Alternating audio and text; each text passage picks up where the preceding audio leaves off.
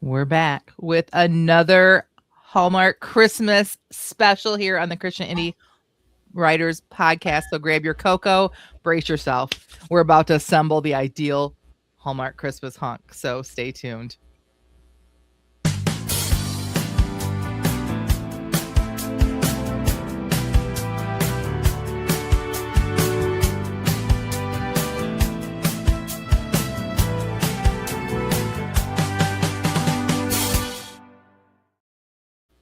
Good morning and welcome to the Christian Indie Writers Podcast, where we inform, encourage, and support Christian indie writers on their journey toward publication.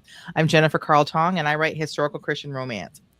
And I'm Jamie Hirschberger. I write short fiction under the pen name J.R. Nichols. What's going on with my hair? Oh, anyway, good morning, everybody. It is our holiday episode. Very excited for this one this year.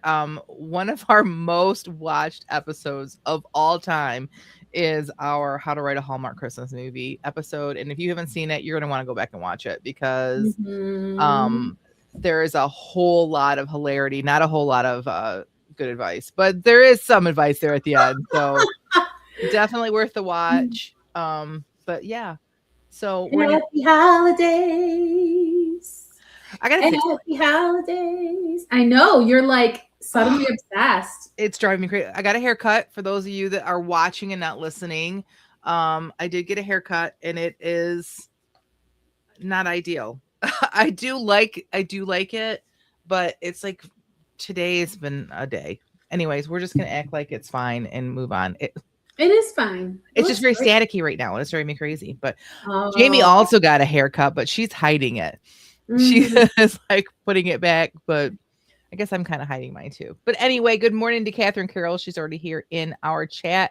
Annalie is also here. Good afternoon from Sweden. She says, Merry Christmas to you, Annalie. Like, how exciting that we have such a wide reach of people that that share this with us. So okay, without any further ado, we're going to do our little chatty chat stuff at the end, everybody. So stay tuned for that. But today we are decking the halls, sipping some early peppermint mocha. That's actually what I'm drinking in my coffee this morning. And diving headfirst into the magical world of Hallmark Christmas movies. Like, we love this, to be completely honest. But specifically, we're going to talk today about the creation of that flannel-wrapped, wood-chopping, hot cocoa stirring paragon of festive masculinity. That's the Hallmark Christmas male lead. Yes. Swoon. Yes, Swoon, the man who can save a bakery, fix a sled, mend a broken heart, and if necessary, single-handedly rescue the town's annual snowflake jubilee. So grab your notebooks, grab your mugs. I like your mug, Jamie. And your favorite holiday sweater, which, by the way, we are festive. We're going to talk about our sweaters later. Because we're going to break down those beloved tropes and showing you how to write a male lead. We'll probably give you a little bit of maybe real advice at the end. So stay tuned for that. So yeah. And I just need to let you guys all know that like Jen is the host with the most about this because she's going to be teaching me. I am not a romance writer, so I have a lot to learn. And so Jen's going to put me to the paces of making sure I write an excellent Hallmark hunk. And I have thousands of hours of experience in watching these hunks unfold on these movies. And so I will say, I have watched quite a few. Some of them I've actually stopped watching some this year. Like, I in the past would watch it even if it was bad. I'm like, just let it play out. But there's so many choices now. Like, we have not just Hallmark and Hallmark Mystery. Like, there's not just two channels playing Hallmark movies, but we also now have Great American Family, which has some legitimate choices, and they're definitely very much more faith-based. I've said this before. I think Up and Pixel have the best options. I don't think Pixel puts out, which is Pixl. I don't know if everybody can get that or not. They don't put out their own movies, but what they do is they handpick the older movies that are good. So if you go to Pixel and there's Christmas movies on, they're going to be good Hallmark type movies. And I think Up does like the best. Like, they just have some really good stuff. So there's lots of options out there, but honestly, I've watched an awful lot. There's some good ones this year. There's some really bad ones. If you're looking for one you want to laugh at, Jamie, I suggest something Ted Cooper. Merry Christmas, Ted Cooper. It's very funny. It's very funny. You're gonna like that one. But anyways, so first of all, Jamie, now you want to write a Hallmark Christmas movie type romance, Of right? course, they're sweeping the nation, and I want to get Nation. on the trend. Yep. Yes. Oh, Catherine says that Great American Family is now on YouTube TV now. That's awesome because it's not on, like, we have Samsung TVs, but we use Roku in our Samsung TVs. And so we can get it, but you can't get it on every platform. So that's good to know. All right. So the first thing you have to do is you got to think about this guy's background, right? Like, where did he come from? So the first guy way you could do this is if he's a man of mystery. Okay, like you mean like Sherlock Holmes? No, no. No. Jamie, that's too professional. No. We're talking Oh, like I see. the brooding big city businessman who's sent home to save the family Christmas tree farm. Like, why? Okay. Like, All so he's right. mysterious in the way that, like, we know he's from the big city, but now he's back in the country. So how did he go from being at this family farm to all of a sudden being in the city? Like, there's some mystery there. We got to figure out what this guy's, or not. It's okay if we don't know the character arc because we just suspend reality for a while when we watch these movies, right? Yes, but we do know, like, it seems like it depends on the taste of the female viewer because I have seen the trope where the girl is kind of like, oh, you never left, Christmas Town Falls, and he's like, oh, I did get out, but I was called back. But then I've seen it where this guy's been in Christmas Tree Falls, but he's just so soft-hearted and he's had to run the tree lot or the bakery or whatever. So he never left, but he has an excuse why he never left. He is the rugged yet soft-hearted local. So we have the brooding big city businessman could be one option. Another option is the rugged, yet soft-hearted local. And of course, we'll talk about this later. So now option 3 can actually go with both of the other ones. Okay. And the widowed dad whose child secretly runs the whole plot, honestly. Like the only way that these two people come together is because the kid keeps interacting and keeps doing things. But you could be a brooding big city businessman and also be a widow with a child. Widower. Or you could be the rugged yet soft-hearted local who's a widow and has a child. So these can actually overlap a little bit, but it has to be some sort of combination of this to make it a real good Hollywood hunk. Not Hollywood. No. But what you're saying is if I give him a kid, she has to be super precocious. She can't be like a Wednesday Addams type who just stays in her bedroom all the time. No, that doesn't exist in Hallmark land. Jamie, what are you talking about? I don't know. I don't even know. Who's Wednesday? What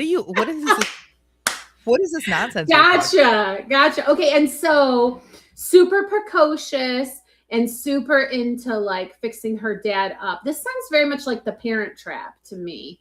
Like, do you think that this is kind of the trope? They know we love it. They know we love a child who wants her parents together kind of a thing. I mean, I think there's not a whole lot of plotting happening. So I think that the writers are like, hey, this worked in the last 12 movies that we did. Gotcha. So we're gonna Gotcha. Okay. I'm starting to get it. This time the child will be brunette instead of blonde. Like, see, we're changing things up. Right, yeah. But no matter how you do this, whether he is going to be a widower or he's going to be the local or he's going to be from the big town, all paths lead to the same thing, and that's plaid. He's going to end up in plaid before our heroine can fall in love with him. So that's a requirement. Yes, it's a requirement. All right.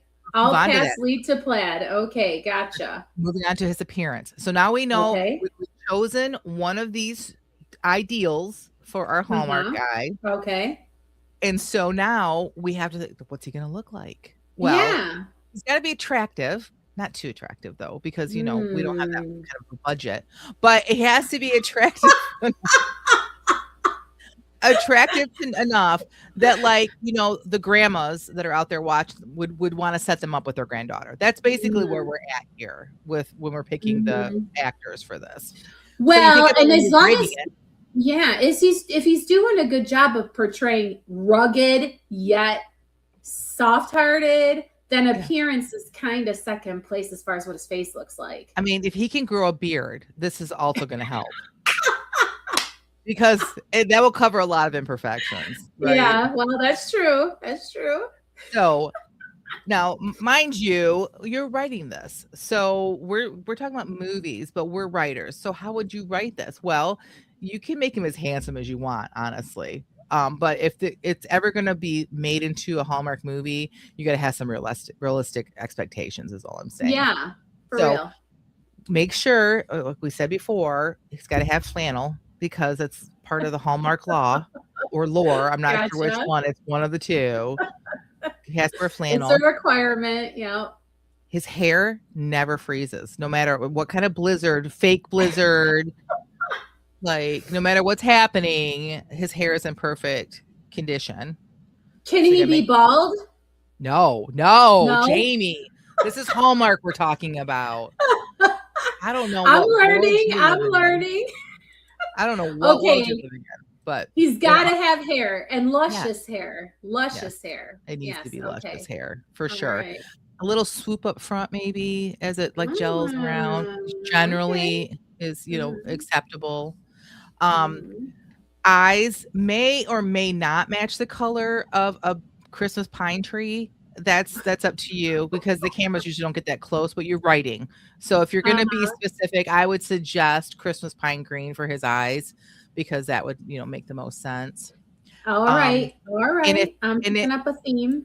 And if you can't get a beard, if you don't want to have a beard, you should at least have stubble.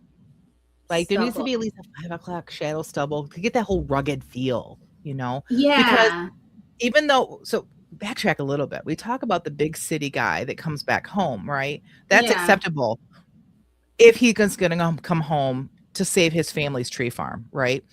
Yeah. But if it's a big city guy that just is a big city guy, he can't be your love interest. Like the city is clearly evil and no love actually happens in the big city. So those guys are clean shaven. So that's why he's got to have shaving equals evil. Yes. Business suits equal evil. Okay. Gotcha. A 401k and a retirement plan, evil. A good paying job that could actually pay your bills, no, that's evil. He's got to be struggling with some sort of business that would not exist or ever survive in any other small town, but in your home. Like the cocoa factory that makes cocoa for the world, but no one's ever heard of them because they're just so niche. That's what we're trying to save here, right? So, are you clear so far, Jamie? Are you taking notes? Taking notes. Yes, okay. Flannel a must. Yes, shaving in suits, evil. All right. I've summarized the first part of this episode. I got it. So far. Got it. I hope everyone. Does anyone else have any comments in the comments that want to add to what they think should happen? Because I'd like to call myself an expert, but I think there's lots of us out there. So anyway, all right. We've talked about his trope. We've talked about what he's going to look like.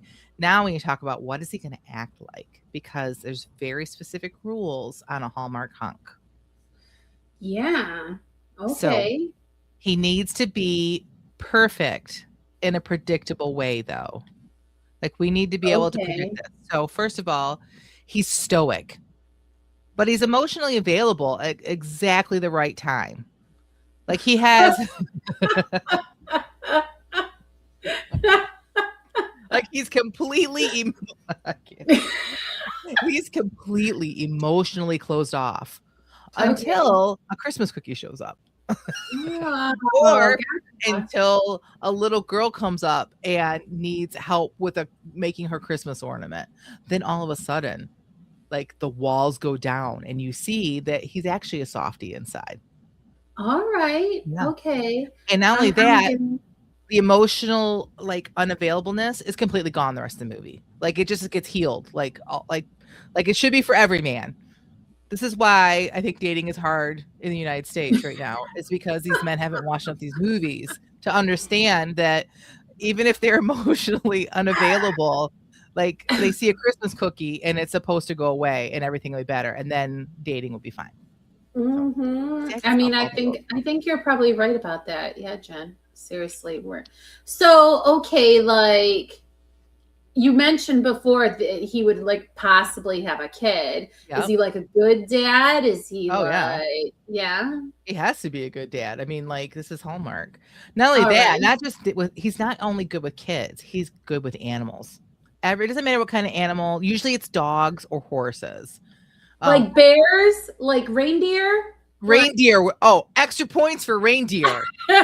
Yes, extra credit if you can somehow get a reindeer involved and he's good with them. Like he trains them, or a reindeer magically appears and he somehow gets it to fly.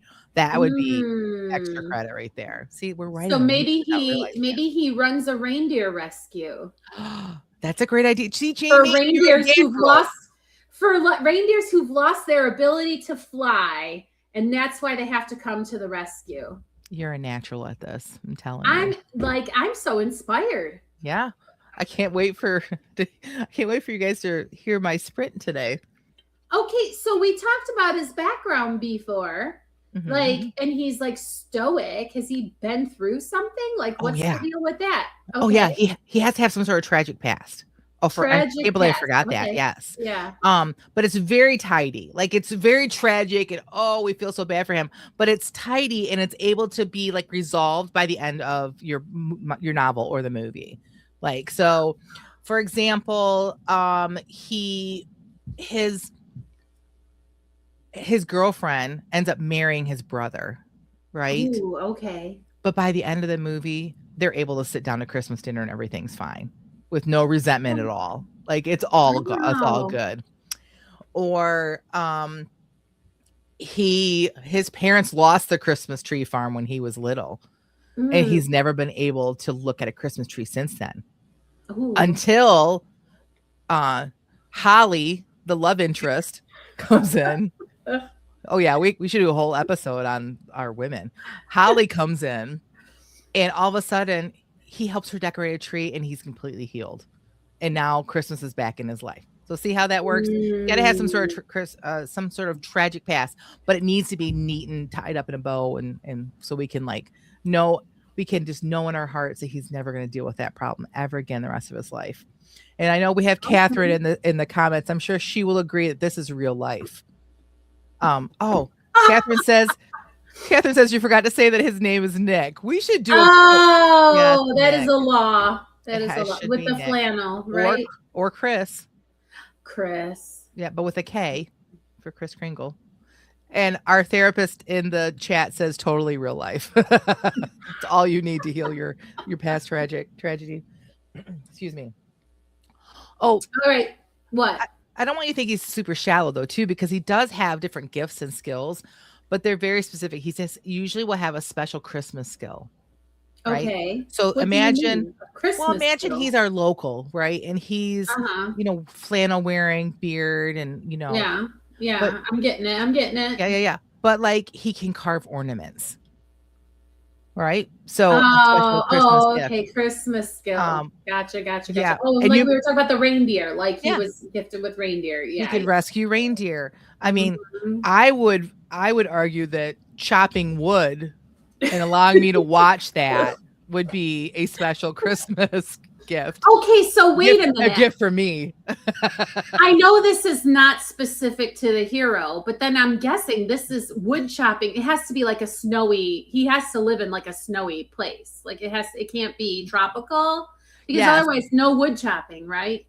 Yes, it has to be a snowy place, but it's not so cold that he doesn't need to take his shirt off in order to chop the wood, or at least his coat, so that like his shirt's a little tight on him as he's doing it. Catherine says he learned to carve ornaments from his grandfather. Of course, yes. There has to be a wise sage. I mean, I say that in real life about my writing, right? So yes, grandfather definitely is involved in his life. Parents were horrible. That has to be part of his tragic. They're probably dead. Most of them are dead.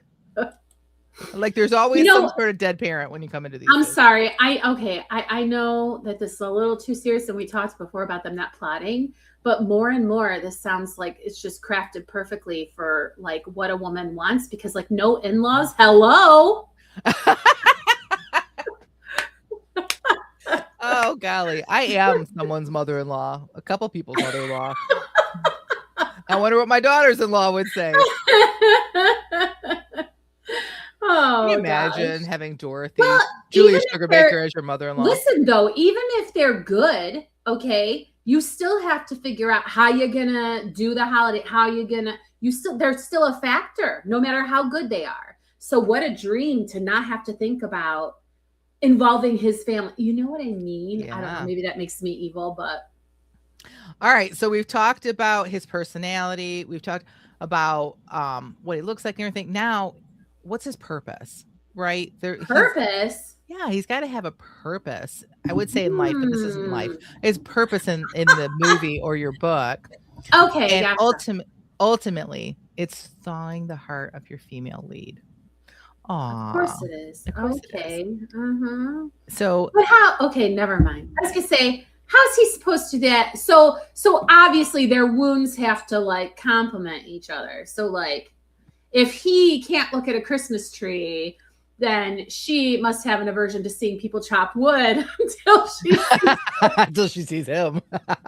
I mean, but what you're saying is like they have to be like complementary traumas to the where they heal each other. This is what you mean? Yes, I agree. I would say this is where these movies actually kind of like fall back into actually plotting a little bit is when they choose, because I do think they do that like legitimately. That usually kind of happens.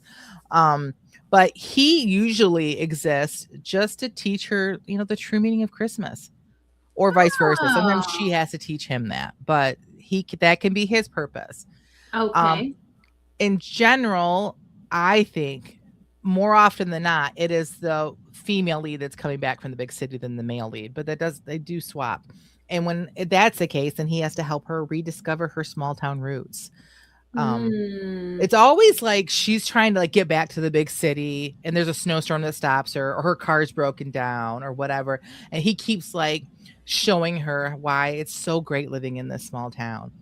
Can I just tell you, I live in a small town, and I do love where I live, but all these things they got going on, like my town hasn't got any of this crap going on. Like, what in the world? I need to be on the city council and tell them they're missing out. Jen, I can't help but help her discover her small town roots and then think back to how shaving is bad. Maybe hair dye is bad. So small town roots really means the roots that grow out of her hair, because she's not dyeing her hair anymore because she doesn't live in the big city. So she's rediscovering small town roots. Right. Or if this was actually a well-written book. Is that a requirement? Not for this. No. Oh, okay. No, we're talking about something else. I digress. But like you could actually have him, clean shaven when he comes from the big city back home. And by the end of the movie, like he's got a beard. Like it could be symbolic of him like getting back to his roots. Interesting. Well, it sounds like at the end of the day, he's just trying to convince her to trade in her big city life for hot cocoa and community parades. Yeah, forget that promotion that you're about to get that will set you up for the rest of your life financially. Forget the job that you have that will have a retirement plan for you and health insurance. We don't need health insurance in Hallmark. Like no one ever gets sick except for the people that have already died. So that now we have a widower. That's it. Like other than that, everyone else stays healthy. So we don't need health. Yeah, you get a terminal diagnosis and Christmas tree falls. You just throw yourself off the edge and you just know that whoever you're married to is now going to be the lead of the next movie.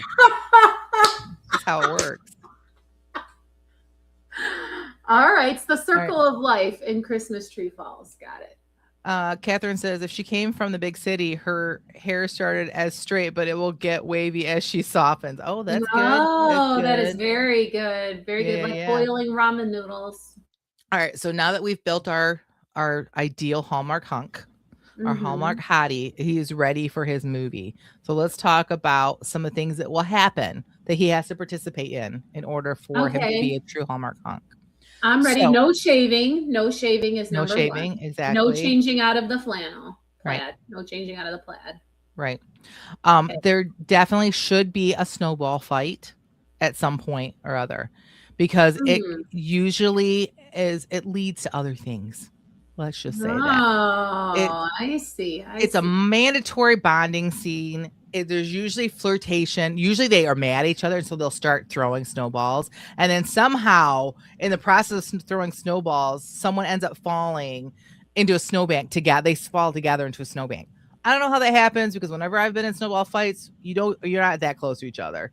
No, But you're running away. yeah, like, but clearly I'm not a Hallmark hottie. You're So missing the magic I'm of missing, Christmas. I'm missing That's it. it, the magic of Christmas draws you together to fall into the snowbank. Maybe that's what the problem is. Maybe I need to go downtown in my little town here and make a bunch of snowballs and just start pelting people as they walk by. And whoever I fall into a snowbank with, maybe that's what it's meant to be. I'm missing out. You're right. I'm totally missing out. Oh my gosh. Okay, so the snowball fight gets the motor running and now suddenly there's attraction. I guess. Okay, gotcha. So But that's what if number they don't? one. Yeah, so the snowball fight has to happen and then other opportunities to run into each other, I guess, have to Well, there happen. has to be forced proximity, which is a trope that we use in romance. So I'm Well, all true, for yeah. it. I am Mhm. all for it. He Mhm. offers her his coat, his cabin, a ride in his conveniently functional pickup, even though it looks like it's a rusted out 1960 something truck, but yet somehow it works great. Like it's always the Mhm. local hunk always has some sort of like oldish looking vehicle, but they always runs fine. Right. When So her brand new sports car that she drove from the city comes in and doesn't work, this old beat up clunker will always work. So So some catastrophe has befallen them, and he is there to rescue. And yes, this is forced proximity. yes, and it's like Catherine says, blizzard. Yep, there's gonna be a Ah, blizzard. Always a okay. blizzard. And Mm-hmm. then so they'll get stuck somewhere together. Bonus points if they get snowed in from that blizzard with only one blanket. Like you'll go in, they'll find this cabin in the middle of nowhere, and they'll go in and it's completely decorated for Christmas. There's wood for them to start a fire, but for some reason there's only one blanket. And like they have to sleep on the couch together. Like I'm not really sure how that works, but it works in Hallmark. So this is make sure you do this Okay. in your book. More Yeah. of that Christmas magic. Yes. So All speaking of right. magic, the almost kiss. Again, this is a Hmm. trope that we use in romance. I'm all for it. I am here for it, ladies and gentlemen. So we got to make sure that we do this. It's going to get interrupted though, and it's going to be probably by the precocious daughter because remember, she's the one that's actually controlling the plot here. Um, Mm. her boss calls from the big city. That's an interruption, right? Mm. The bakery timer. You remember they're trying to save the bakery. Forgot about that, right? The saving of the bakery is there somewhere. But hold Um, on. So it's so funny to me how there seems to be no scale of like interruption scale. So like a bakery timer is somehow not ignorable. I mean, I can understand how like a call from the boss or like an interruption from a child could be like not overlookable, but bing, the timer goes off. Okay, now we're not passionate for each other anymore. Like, Jamie, listen, you're trying to put too much thought into this. We're talking about a Hallmark Christmas movie novel. oh, okay. I Suspend hear your thought for a you. little bit. Like Okay, so these are the rules. I don't make them up. I don't make them up. They're just the rules. I love it. Okay, so and then people just come randomly barging in. Yeah, because nobody knocks in Hallmark. It doesn't exist. Also, Santa could pop up at any moment, Oh, anywhere at look any out for moment. Santa. Yeah, or the lovable old man that lives in town that looks like Santa and whose name is Chris could possibly just like, show up randomly throughout this too and could interrupt a kiss. But probably not, because he's probably trying to use his magical powers to get you together. So he's probably not going to be the one that interrupts. He might interrupt like if the boyfriend shows up from the big city. He might interrupt that. I just have to ask, and this is kind of a serious sort of question, but like, we're not here for that, Jamie. I know, but is other than like, I mean, of course, Santa is absolutely 100% true, but like, are there like quote unquote magical elements like elves and stuff like that? Just Christmas magic is allowed, but like other kinds of magic don't ever come in, or do they? Or you know what I mean?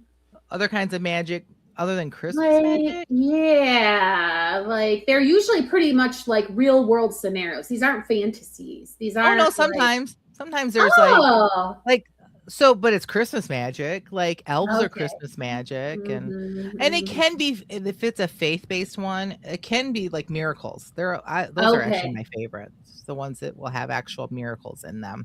So yeah, for sure. So all right. Now we're getting towards the end, because there's whatever he came to save, whatever his purpose is to save. It's time for the festival or the pageant or the big bake off. We're here. Okay. Gotcha. So he has to help prepare for this event. If she's the one in the event, he's going to cheer her on like she's an Olympic star as she is like decorating her gingerbread house, because this is super, this is important. Like this is life or death, winning this gingerbread house because of probably her past tragedy. I don't know. We'll get to that next year. Next year, maybe we'll hit up like how to write the woman. She's not as much fun though. So that we're going to have some sort of event, save the town, because if this Christmas pageant doesn't happen, then the big city company that she works for is buying the town and going to make it into a ski resort. This is what happens here. So it reminds me of how in like a typical movie, they will have like that dressing room scene where the girl tries on a million outfits. So is this one of those kind of montages where they show them getting ready for they'll show them carrying boxes, or they'll show them doing like whatever to get ready? See, you're getting it. You're getting it. Yes. And you see them kind of like give each other looks as they're doing it, like carry my box. If you're not watching video, you're missing out. Jen, carry my box this way. You missed your calling. You need to go and be in one of these. It's hilarious. Not too late. Have you seen some of these actresses? There's some of them older than me playing these roles. It's not too late. I have a chance. Oh, Catherine says, what about the cookie /wreath /gingerbread house making montage? Yes. Also Christmas wrapping, like wrapping up the presents. That is also workable. So any of the above will fit into this formula. So, yes. All right, but what are some pitfalls? Apparently, like, trying to think too much is a pitfall, but you mean as the writer trying to think too much? Yes. Or as the character, they probably shouldn't think too much either. Let's be honest. If you think too long, you're going to realize that like the whole town should know there's an old man that looks like Santa whose name is Chris. They should have all figured this out, right? This should not be like a surprise even. So yeah, no one should think too much in this. All right. What are other common pitfalls when you're writing this character?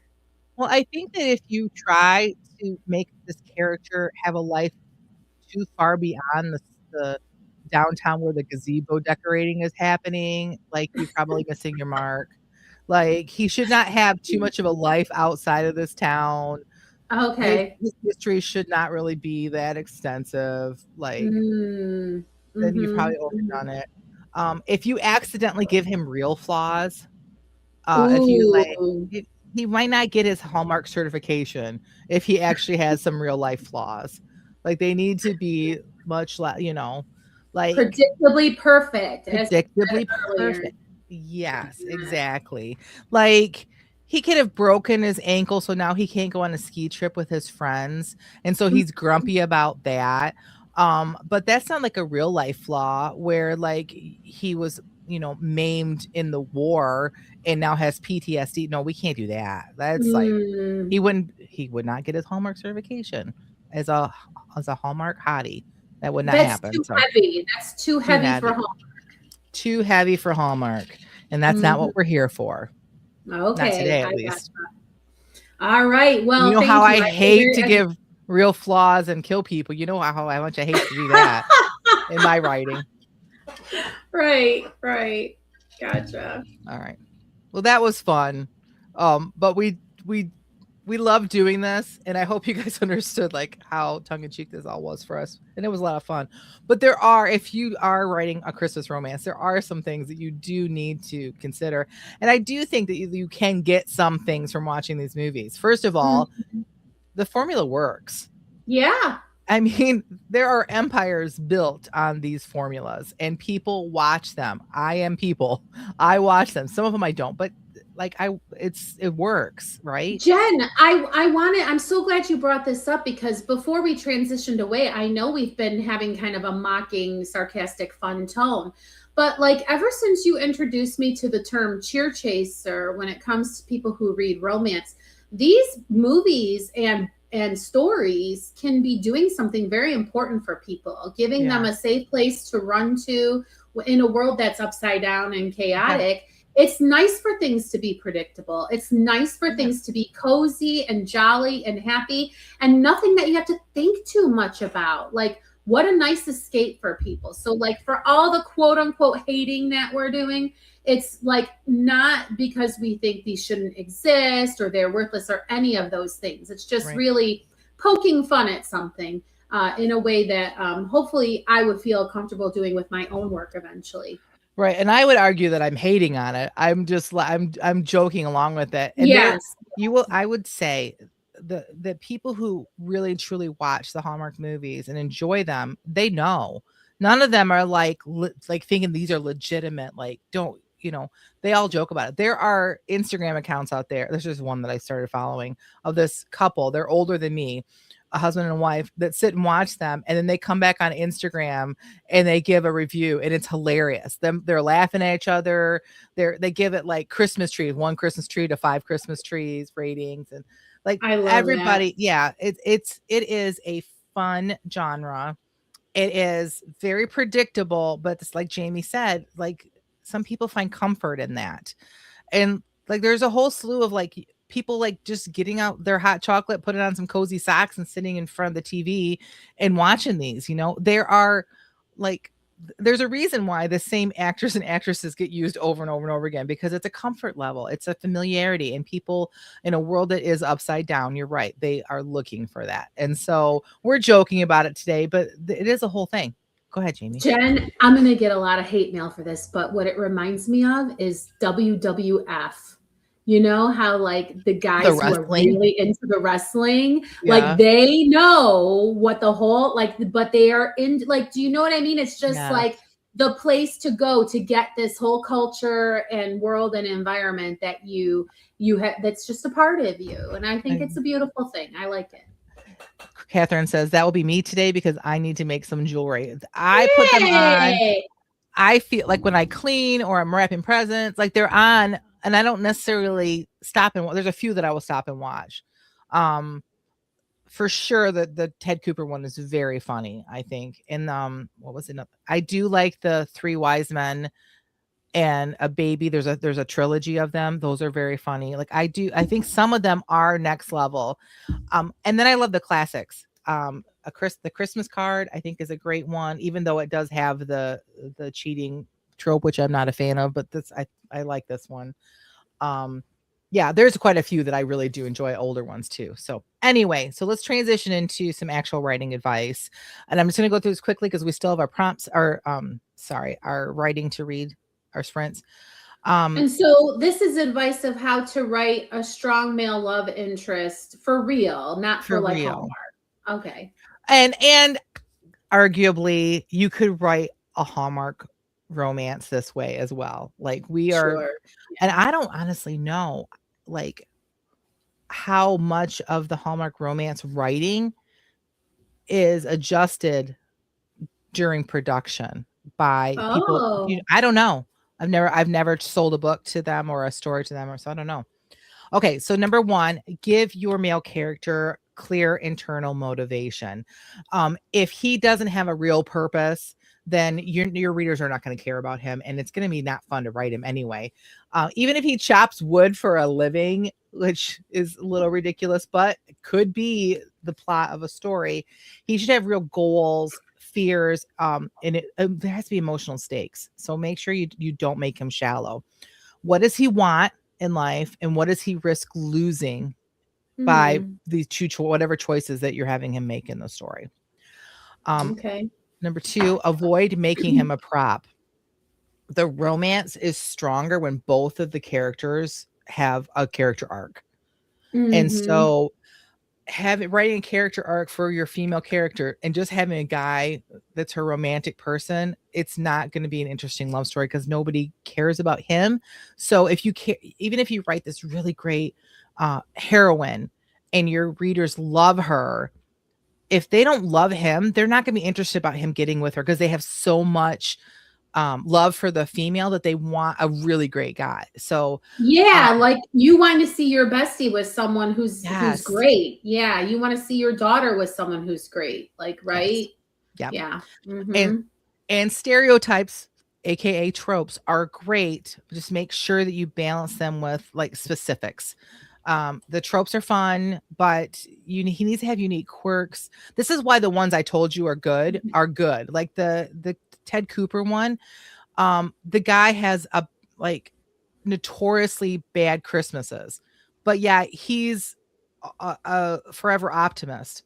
So like, instead of like coming into this with this like, oh, Christmas is terrible, Christmas is great. But then he has this whole list of all these things that have happened to him and continue to happen to him. I can see you're laughing already and you haven't even seen it. And it still works as a Hallmark movie, but it's got new quirks in it. So make him, you don't want to make him so perfect that like he feels less like a person and more like a Christmas meme, you know? Give him some different quirks and make it take the trope and twist it a little bit, I guess is what I'm saying. Okay. So, all right. I'm going too slow with it. Sorry. Chemistry comes from conflict. So the two leads have, like Jamie brought out earlier, she was bringing out the real meat earlier when we're supposed to, but on accident. They have to have contrasting traits. So like I did, for example, it's not Christmas movie, but our Christmas book, but my third book, Phoebe was independent, was fiercely independent. So what was the opposite of her? Someone who felt like they had to protect everybody. And so that's how they kept butting heads. So you find ways for that. Deeper than like he likes Christmas, she doesn't. Yeah, that's not deep enough. Like for a Hallmark movie, maybe, but not for like a good book, right? Okay. Always show, don't tell. Instead of saying he was a good man, show us him doing and making meaningful choices that show us that he's a good man, and then let him evolve. Give him an actual arc. It doesn't need to be dramatic, but it needs to be genuine. You know, if the main character is actually your female, this guy has to have a genuine arc. Again, we talked about like becoming emotionally available at just the right moment. At just the right moment. That you can do this with your character, but make it more genuine and like more growth. Show the growth. So, and that is how you write a Hallmark hunk. I keep wanting to say Hollywood. I can't wait to hear what y'all say about that. Oh, Catherine says she seconds Ted Cooper in the Three Wise Men movies. Yeah, they're great. They took the tropes and they twisted them a bit and they're perfect. So, all right. So that was fun, but it's not going to be as fun as our favorite part of the episode, which is the feeding of the backs. So we took a prompt. We took a prompt and we wrote to the same prompt for 15 minutes, and now we're going to share it live without having edited or looked at it again. And I wrote the prompt this week. And I did it last night, and I was really tired, and I was like a little evil. I love it. All right, Jamie, tell us what the prompt is, and then share with us what you wrote. Okay, so I just have to say I'm very much a big fan of saying that I like waved at the prompt on the way by. And because the way I feel about a prompt is like the goal of it is to get you writing. Yes. And then if you can like do the prompt, like yay, you know. Right. So anyway, the prompt is, I swear I'm only wearing this flannel because every clean shirt I own mysteriously smells like peppermint. I was like, this is so hilarious. I was cracking up before the episode because I had not looked at this before. And I was like, Jen, this is so crazy funny. And I hope everybody writes to the. If you write to this, please go to our Facebook group and share it. I'm so excited about this one. And so I feel kind of bad because I'm sure it was supposed to inspire me to write a Hallmark hunk, but I did not. I wrote with Sparrow and Feck, which are characters I discovered during our 30 days of writing sprints challenge. And so just because this sentence just screamed Feck to me. So here we go. Okay. Sparrow looked at Feck and felt her left eyebrow go up. She brought it back under submission again quickly, but he'd apparently noticed because he said, I know, not what you're used to seeing me wear, 'tis it. Mrs. Bourbon huffed and sucked her teeth. Now my husband's old flannels was good enough for him. I think they're good enough for the likes of you. Still confused, Sparrow turned and gestured toward the closed door. I was only gone for, I knowed how long you were gone for. 'Twas here during your absence, the clutches of this one, wasn't I? The sleeves of the garment he wore were much longer than Feck's arms, and they flapped comically as he spoke in his typically animated fashion. All I knowed, said Mrs. Bourbon, all I knowed is everything he owned stunk to high heaven. 'Tis all I knowed. And she give me clothes to that dim-witted little girl and sent her off somewhere with him, didn't she? To be washed, Mrs. Bourbon winked at Sparrow. And then I took me scrub brush to that big old bag of bones, didn't I? She made me get into a big kettle and like to boil me skin off, she did, Feck whined. Ah, yes, such a tot, the way you be bathing, acting about bathing. Sparrow grinned, imagining the scene. What about you then, miss? Mrs. Bourbon placed her hands on her hips. Me then? Sparrow was less confused, but still scrambling to put together the threads of innuendo Mrs. Bourbon was spinning. She wants to boil your skin off too, I reckon, Feck said, lifting and dropping his flapping sleeves again in despair. Mrs. Bourbon's face contorted into a perfect mask of sarcasm. Oh, yes, and don't you know, make a habit of boiling me guests and then serving them their own bathwater as the first course at supper, don't I? She huffed and rolled her eyes, then again addressed Sparrow. If I know anything about girls, girls appreciate getting clean after a long journey. So I won't have to fight you none to get in the tub, will I, dearie? Sparrow could not finish her thought. It had been so long since a complete stranger had recognized her femininity that she had to put a hand to her eyes and press back the hot tears that sprang to them. Mrs. Bourbon must have assumed it was a headache, as she offered a bit of a home remedy for Sparrow to sip as she bathed. So good, Jamie. I love this. I cannot wait for more of this book. Jamie, you are back. Do you understand? You are back. Like, this is good stuff. Like this. Oh, okay, calm down, fangirl. Like, I just want to fangirl over this, and I know you want real meat. Like, I love the characters are well. The dialogue is really great. I love. Like, I feel like I know these characters already, and I feel like this scene was like, yeah, you're right. This is exactly like it. I felt like this prompt really did fit with what you wrote, and so well done. I can't wait for this whole story. Like, I don't know if like you've been inspired to write more or not, but this is it. Like, I feel like this is so good, and so you. Like, I have a lot of fun. I have a lot of fun playing with them in my mental dollhouse. You know what I mean? Yeah. Like, you go into that world where you feel like you're taking your little characters and you're doing stuff with them and playing around with them and trying to figure out the pieces parts of who they are and how they came to be and all that stuff. It's been really a lot of fun. But just picturing him with sleeves too long and just being all ticked off that someone made him take a bath, I couldn't pass it up. It was just, yeah. I've loved so much of what you've written, and there's been so many things I wish you would finish, like your Moxie stuff, and there's so much, but I don't think I've ever read anything that you've written so much that felt so much you, that felt like this was it. And I don't know how else to put it other than that. And I'm so excited about this. So, I appreciate that. Thanks, Jen. I had a lot of fun writing it. Yeah, it's fun listening to it. Okay, here's mine. Um, believe it or not, we're in Marnie's world. Okay. Wow. Looking like a Hallmark hunk all of a sudden. What gives? Mr. Boss actually looked sheepish, then replied, I swear I'm only wearing this flannel because every shirt I own mysteriously smells like peppermint. Marnie tried to control her reaction to that statement. If he ever knew the truth about how his clothing became doused with the smell of jolly elves and seasonal Starbucks drinks, she would. For those of you that are not watching, Jamie took a drink right then and shouldn't have. She would never be able to look at him in the eye again. And you just happen to have a flannel at the ready for just such an emergency? Let me guess. Part of a Lumberjack starter kit you received in your Hottie of the Month Club mailer?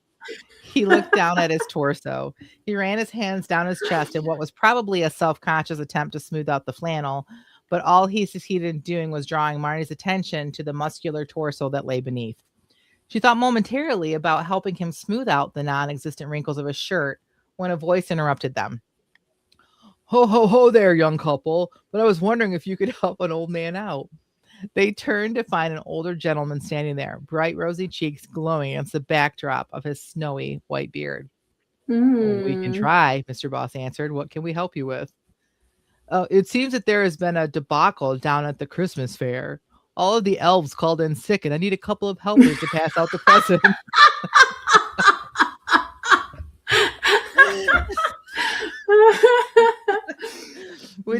Would you two by chance be available? They had nothing going on, but Marnie could tell by the look on Mr. Boss's face that the last thing in the world he wanted to do was hang out with this pseudo Santa, handing out presents to a bunch of screaming kids. Of course we are available, she said cheerily before Mr. Boss could protest. The look at Mr. Boss's face was definitely worth it. Great. Follow me, Marnie. You too, Mr. Boss. Marnie froze. How did he know her name? More importantly, how did he know? Did he just call me Mr. Boss? 3, 2, 1.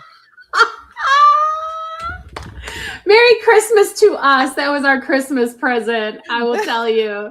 For the Santa guy to know that she thinks of him as Mr. Boss and for him to be like, what did he just call me? Like, that is a delight. Also, for some reason, the fact that Santa was like, there was a debacle. Like, the word debacle has never felt more funny to me. Like, it's like, I don't know why. Just like it felt like just an amazing word choice in that moment. Don't you know what I mean? Yeah.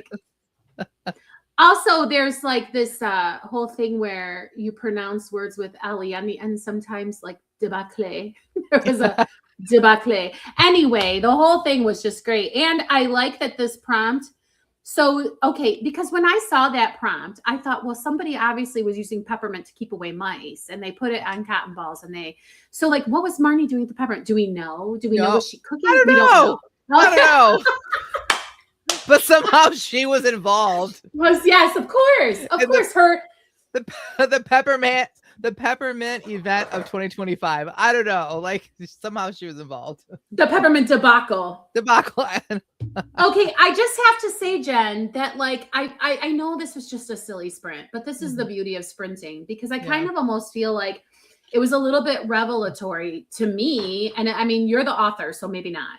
But it feels like their relationship is her with her like quirky ways and how she is, just opening him up, because like he would never do or be what he could be if she didn't inspire it with just like her manic wackadoodle things that she does, right? So you know those cactus things that I got where if you put a little bit of water in them, they like open up. You remember I brought it as show and tell one time?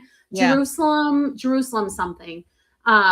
Resurrection plant. It's like that's what she is to him. She's like the water to his like closed up little shriveled self, right? Yeah. I love it. And he might hate it, but then he ends up like a better person for it, right? Yeah. Maybe this should be a Christmas book. That'd be fun. I don't know. This was fun to write. Like, I wrote it in like completely like the manner of I'm never using this. This is just gonna be. So I didn't mind throwing Santa in there. And I didn't mind throwing in like but then as I'm writing and I was just trying to be, honestly, I was trying to be as ridiculous as possible. And as I was writing it and I got Santa in there, then all of a sudden I'm like, oh my gosh, what if Santa knows his name? And so I was like writing like a maniac, which is funny because I forgot to mute. So Jamie heard me talk to myself while writing. And I'm like, tick, tick, tick, tick, really fast, trying to, before the 15 minutes were up, trying to get to that line. And I finished it. I had 8 seconds left. I was like, yes, I did it. Oh, that was really a good Christmas present for us. Honestly, thanks for that. Yeah. And this is a good Christmas present for us too. Annalise says, so good and so funny. Both your sprints feel inspired to write. That's a present to us. We want you to write. And that's if we inspire someone to write, then that makes my day. But speaking of presents, we have plans tonight for those that are in our Patreon. Tonight is our 12th day of Christmas. It is our little Christmas party that we're having, virtual office Christmas party tonight. So if you are a supporter of ours, make sure that you join us tonight at 8. That's right. Yes, we're gonna say 8. That's the time the party is. Because I created it, so it's 8 o'clock. And if you are not a supporter, it's not too late. You can join us tonight. We're gonna play games, and it's gonna be a lot of fun. And we've got a lot of great people that support us on Patreon. We have a lot of fun together. So you want to join us for that. And we're going to be selecting the winner of Elise's prize that she was doing for the so we're going to be announcing that probably in the new year, or maybe it'll go out as an email. Probably as an email, but yeah, that's happening today.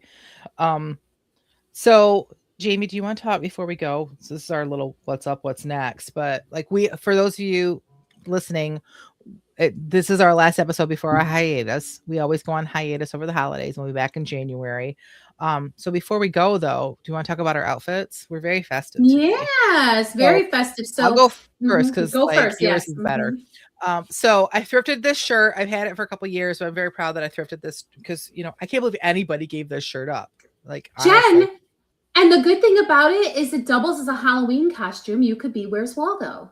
Yes, I can. Also, I could be Peppa from Peppa Pig.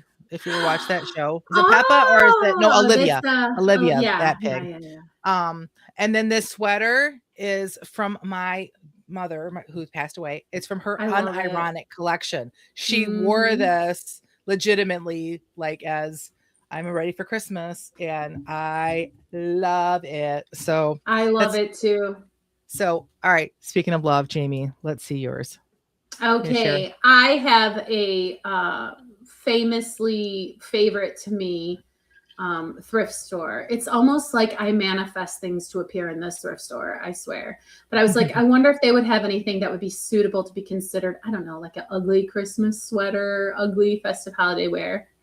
And I'm looking at this shirt. I know. Like, isn't this just so becoming, this wonderful green color against my skin? I've been looking at myself the whole episode thinking how complimentary this outfit is on me. Ugh. Okay. And then it gets better. So check this out. You are not ready. I bet you could never guess the theme of this sweater if you hadn't seen it before, Jen. Do you think I'm right? Do you think anybody could guess? Nobody will guess. Here we go. Ta-da! So if you're just watching, this looks like a gigantic rowboat. I don't know. Maybe it's the boat Peter and the disciples were in when Jesus came. And in it is a Christmas tree, fully decorated, and a bunch of wrapped presents. And then on the ground, as if it was crashing into the island of misfit toys, is like a whole bunch of other wrapped Christmas presents, as if they were stacked up at one point, and then the boat crashed into the shore, and the gifts stuck, and then an anchor with a bow on it, because the anchor is obviously a gift for somebody, and then a wreath stuck to the side of the boat. What is the theme of this shirt?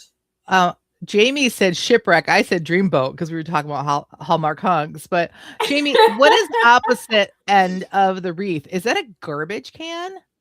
It's that's a good question. I think it's supposed to be like a crate. Oh, it's like a chest, but it's blue. So who would know? Because if it were brown, maybe you could identify it as such. It does look like a garbage can, like Oscar the Grouch is on vacation. But it has Holly. He shipped himself. It's a festive garbage can because it's got holly on it. Yellow holly Yellow with pink holly. because the whole theme of this shirt is not green and red. Green and red on the collar, yes. Mhm. But the rest of it seems to have like a blue and a yellow kind of. Is it homemade? Do you think? I do not know. Like I think it has a tag. It has a So tag. no. Yeah. Girl. So that- I don't Please- even know. Please tell me you're gonna go out in public in that sweatshirt and act like you just love it. And like Unironically. that you're gonna love it. Yeah, I did not wear it to my corporate holiday party. I did not. Oh, that's a you're bummer. disappointed. Well, tonight I'm gonna dress. I'm wearing this. So spoiler, this is what I'll be wearing tonight as well. I have something different. I could wear something different because I have a lot of festive wear. Yeah, show up to see what we decide to wear. But if you're coming, one of the things we're having a contest for the best Zoom background, Christmas background. If you were there for our Q&A on Tuesday, you got a little bit of a preview of like what we're talking about. But show up tonight, and I didn't even know you could customize your background in Zoom. Like, and Zoom will like cut you out and put you in whatever background you put up there. So that should be fun tonight. Everyone's going to show up with different festive. So dress festively, do a background, come ready to have some fun, and join us tonight. It'll be great. I know. I'm very excited about it. Oh, and then if you can get your hands on some hot cocoa or festive snacks and drinks, and take a picture of your plate to share if you want to, so everybody knows what snacks you're munching on. Yep. Sounds like a plan. All right, Jamie. Anything else that you have to say before we say toodles for the holidays? Just that I really appreciate this community. Every single one of you who watches and supports us in any way, you've got a big piece of my heart. Same here. And until next time, may your pen be prolific and your deadlines be met. And may all of your words honor Christ. Merry Christmas, everyone. Merry Christmas. Happy New Year.